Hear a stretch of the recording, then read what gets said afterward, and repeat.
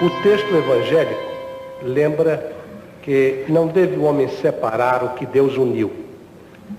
Argumenta-se de um lado que o casamento, portanto, é indissolúvel, e de outro lado que aquilo que Deus não uniu pode ser separado, porque não foi Deus que uniu.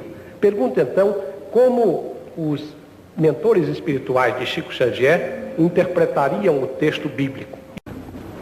A primeira questão apresentada pelo nosso digno amigo, senhor deputado federal, Dr. Freitas Nobre, envolve o problema do divórcio no Brasil. E isso traz uma outra questão, que é a questão do desquite. Sem nenhum desrespeito às nossas leis, com absoluta veneração aos nossos magistrados, que são zeladores da nossa dignidade como povo cristão. Mas os nossos amigos espirituais consideram que o desquite facultado pelo artigo 316 do nosso Código Civil, código, aliás, dos mais evoluídos da Terra, o desquite facultado pelo artigo 316, de algum modo, sem qualquer irreverência, pode ser comparado, com todo o respeito nosso, à dignidade dos nossos governantes e dos nossos legisladores. O desquite no Brasil pode ser comparado ao presente de um carro de luxo que é doado sem o motor. O carro não pode funcionar porque o motor está de um lado e a estrutura do veículo de outro. No artigo número 323 do nosso Código Civil, existe a possibilidade da reconciliação dos cônjuges, seja de que modo for. E a lei, então, aprova a reaproximação dos cônjuges que não puderam viver juntos. Então, é o trazimento do motor ao carro para que o carro venha a funcionar da mesma forma pela qual o carro foi considerado em dificuldade antes do reajuste.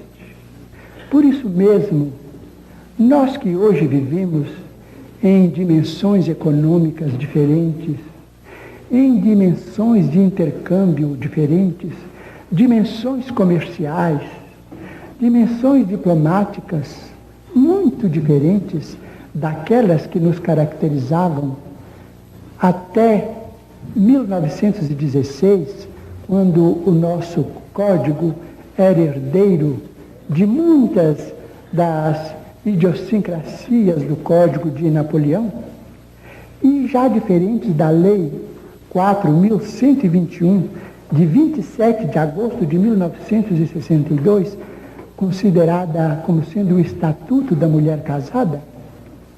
Nós que vivemos hoje em dimensões tão grandes de compreensão humana, nós consideramos o divórcio como medida humana, medida legítima, porquanto dói ao nosso coração quando ouvimos nas palavras públicas de nossos grandes magistrados a palavra desculpe-me, a palavra concubina, para designar senhoras distintíssimas, grandes mães de família que estão em segunda, terceira ou quarta união, com absoluto respeito ao regime monogâmico que impera em nossas relações.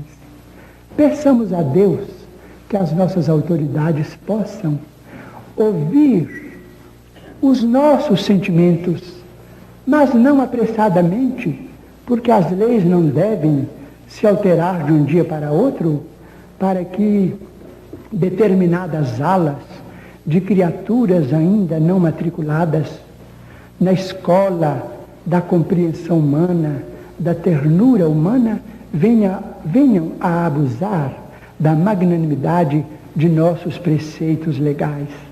Mas vamos esperar que dias melhores venham para a família brasileira e que o divórcio possa ser consagrado por nós todos como medida humana. Porque, do ponto de vista espírita cristão, muitos talvez afirmem, mas e a dívida de outras reencarnações? Muito bem, mas os nossos bancos fornecem moratórias, fornecem reformas. Será que o banco da providência divina está em penúria tal que não nos possa dar tempo para depois resgatarmos as nossas dívidas com determinados companheiros ou companheiras, para que nós não venhamos a cair muitas vezes em delinquência? Para salvaguardar os nossos interesses, a nossa integridade mental mesmo, o divórcio é uma medida humana. Mas nós devemos considerar, e isso digo na condição de espírita, nós os espíritas precisamos e sabemos respeitar a maioria católica da nação brasileira. Por isso mesmo fazemos votos para que o soberano pontífice, que nós tratamos com a máxima veneração, e que suas eminências, os cardeais do Brasil, e suas excelências, os senhores arcebispos e bispos do Brasil, possam também abençoar esses nossos ideais, para que o divórcio venha tranquilizar tantos adultos e legalizar tantos adultos e jovens que necessitam de semelhante medida para que a paz e o amor. Na fala do nosso caro entrevistador, Dr. Durval Monteiro, estou consertando o nome. Mas muito obrigado pela tolerância. Mas não suspendeu o doutor ainda. Foi um engano. Para que a paz e o amor reinem dentro do lar pátrio, do território brasílio. Isto sem desconsiderar os princípios monogâmicos, os princípios de fidelidade que os cônjuges devem entre si, dentro das novas dimensões psicológicas em que os nossos grupos sociais são chamados a viver. Nós temos dois fantasmas que precisamos abolir do campo de nossas vidas, que são a promiscuidade e a prostituição. Nós poderemos vencer a prostituição com a dignidade do trabalho, porque pelo trabalho cada criatura se faz respeitada pelo rendimento da sua própria vida no grupo social. E a promiscuidade pela orientação médica, que vai liberar a nossa mente de aventuras suscetíveis de comprometer o futuro de nossos descendentes.